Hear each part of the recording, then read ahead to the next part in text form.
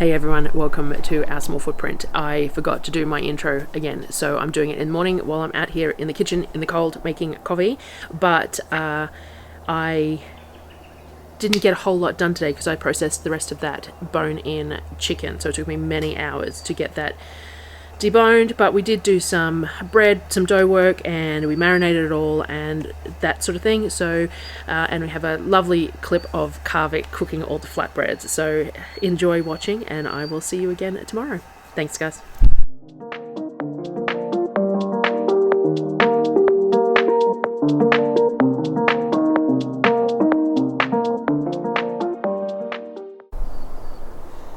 The first thing I had to do in the morning, which I don't show a lot, is to take the lids off the jars. So when you can something, you leave it for 24 odd hours sitting on the bench undisturbed to allow the lids to create their seal, and then the next day is when you take the lids off. So for the fowlers you take the clips off, for the ball mason you take the rings off, and for lug lids you just make sure there's no movement in the lids, that they feel nice and firm and they look concave. So the next morning that's what I did, is I sat there and took all the lids off all the pineapple jars. I then wash them down with a little bit of warm soapy water before they go on the shelf, because if there's any pineapple residue on the outside it'll go mouldy, which isn't going to impact the insides of the jars but doesn't look nice on your shelf. And you have to make sure that you clean them off before you open the jars so you don't contaminate what's in them as well. So they get a wipe down and then they get moved up to the pantry. So I did that first. This is what the lard looks like the next day. It's been awfully cold, so it sets up really quick. Nice and bright white and solid. It's a really good batch, this one. I'm really happy with how this batch turned out. It doesn't have a great deal of smell, not that we're overly concerned, but it is quite a nice, clean, white, low odour batch of lard, and we're going to enjoy having that. These are the boules that I mixed up last night. So I mixed them up and let them proof overnight, and I shaped them in the morning once the dough is at the right point. I did a double batch this time, so I split the batch into half before making it into rounds, which I am comfortable doing these days. I used to always do my boules in a single bowl, so I didn't have to worry about splitting them, because it's just an added step, and I was concerned that I was going to deflate my dough or whatever I'm trying to do it. But I'm pretty comfortable these days with doing it, so I do. So I split it into two and shaped it. So the usual, bring all the edges into the middle and then flip it over and use the friction of the mat to drag the dough to create the tension over the surface of the dough, and then do that until it feels like it's nice and firm and working. I've mentioned before, but just in case you're new here, I use some stainless steel colanders as my bannetons. I'd really love at least an oval banneton, but bannetons have a tendency to go mouldy here just because of an outdoor kitchen and the moisture in the air. I have been looking at one of those plastic ones in the oval shape because I'd really like an oval one, but they're quite expensive, so I don't know what I'll do there. But the stainless steel colanders with a tea towel work perfectly for the rounds. These fit inside my Dutch ovens or just flat in the oven, and they do the same thing. You've got airflow around the dough to create the skin, and it just works really well, and they don't go moldy, so that is a bonus there. I also had made flatbread dough. So this is the flatbread dough that I hadn't used the KitchenAid on. I'd just done it by hand. It turned out quite nice and bouncy in the morning. It just took a lot of work, so it works well.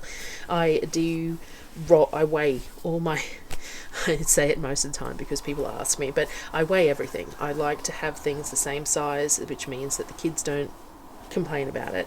I like to know how long each is going to cook, and I like it to cook evenly, so I weigh everything.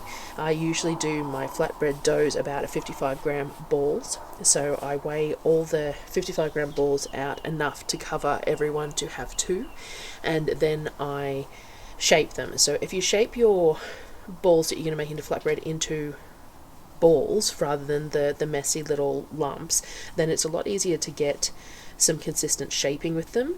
Not that I am particularly picky about the shape that our flatbreads are, because I like to fit two in my pan, so I tend to make them rather elongated rather than round.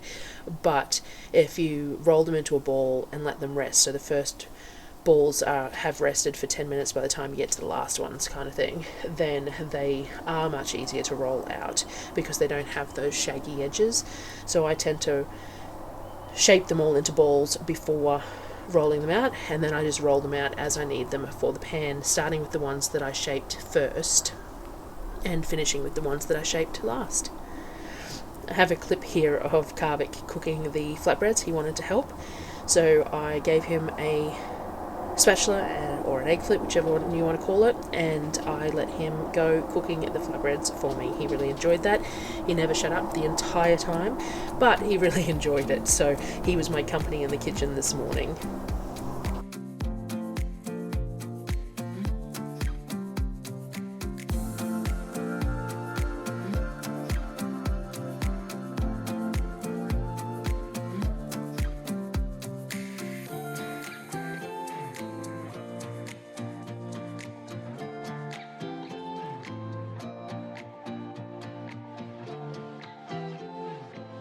Later that day, I decided to debone the rest of the chicken. So if you haven't watched one of my videos before, we've had some great deals on chicken lately, and it's 18 kilo boxes of chicken for $49, and in the 18 kilo boxes there is 2 kilo bags, 9 2-kilo bags of frozen bone-in, skin-on chicken thighs.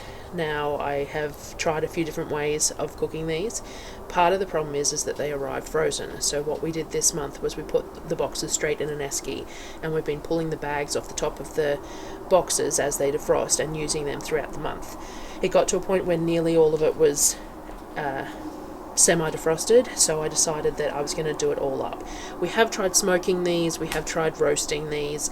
I haven't done them in the pressure cooker yet, but I still have quite 3 or 4 bags, I think, in the freezer that I can try pressure cooking as well, because of course I can pressure cook them from frozen, which would be nice. But we find that we just really like our chicken thighs skinned and boned, so that's what I decided to do. So I had around about 26 kilos left, and I spent the afternoon deboning and removing the skin from all of it. It was a long-winded job, and it was hard work, and I have a few small cuts on my hands, but it will be worth it in the end. So I sat there and deboned the whole lot and had it all ready to go. So once I had deboned it all, I bagged up all the bones and skins, because we use that for dog food. We pressure cook that to create stock, and then once we've made the stock, we use the Thermomix to grind all the bones and skin down to a paste, and that gets fed to the dogs with the vegetables. So they got bagged up and put away, and then I cut it all into strips. So because it's thighs are quite timely to cook, and I find that cutting it into strips will mean that it's less of a cooking time, and it's more likely that you're going to cook it all the way through. And sometimes I'm in a hurry, so it just made sense. So I cut it all into strips. Once it was all into strips, I then decided I would marinate it all. So I grabbed a couple of gallon Ziploc bags, and I split it all into the bags to make various different things. I like to freeze my chicken cooked. I find if I freeze it raw, then I'm always quick defrosting it to cook, and it just impacts the texture of the chicken and the flavour of the chicken. So I much prefer to bulk cook it all and then freeze it cooked, and then when I want to eat it, it takes all of 15 minutes for it to defrost, and you can stick it straight on the pan and heat it through with a little bit of ghee, and it's perfect. So I will cook all these bags as well, but they're going to go in the fridge overnight for the moment. So I did one batch up, and I used the Skinny Mix's butter chicken marinade on it, because I'm going to turn that into a double batch of butter chicken. I did one bag with soy ginger garlic, which basically what it says, some soy sauce, some ground ginger, and some garlic, and some salt and pepper all mixed through in the bag. And I did a bag with the Louisiana rubs that we got in the hampers. So I used some of the Louisiana rub that came in the jars and some olive oil, and that's it. This was a little mild. We have tasted it now, and I probably either would use more of the rub, or I'd use an acid as well, maybe some lemon juice or something. It was edible, but it just wasn't anything superb. I do think that it will work really well on jerky though. If I can get some cheap beef, I will make some jerky with it, or if I buy that quarter or half a cow that I'm planning to do, I can make some jerky with it. And the other bag we did just our normal. So our normal is cowboy candy brine, some lemon juice, some olive oil, some smoked paprika, garlic powder, salt, pepper, onion powder, just the standard type stuff that I use for my marinades, and I rarely measure it. I normally just toss it all in, mix it all up, and it works. So I put them all in the bags and stuck them in the fridge. There was some chicken left over as well, which I just mixed up that standard sort of a mix on, and we'll use that over the next couple of days for meals. And then the bags, we will sit there and cook the whole lot up in the cast iron and then vacuum seal it at some point as well. So that was the day's kitchen prep and cooking. A few bits and pieces done, nothing huge. That deboning of that chicken took me many hours, so that sort of ate up a lot of my kitchen time today. Thanks for joining me again. Hope it gave you some inspiration in your kitchen, and I will see you again tomorrow. Thanks.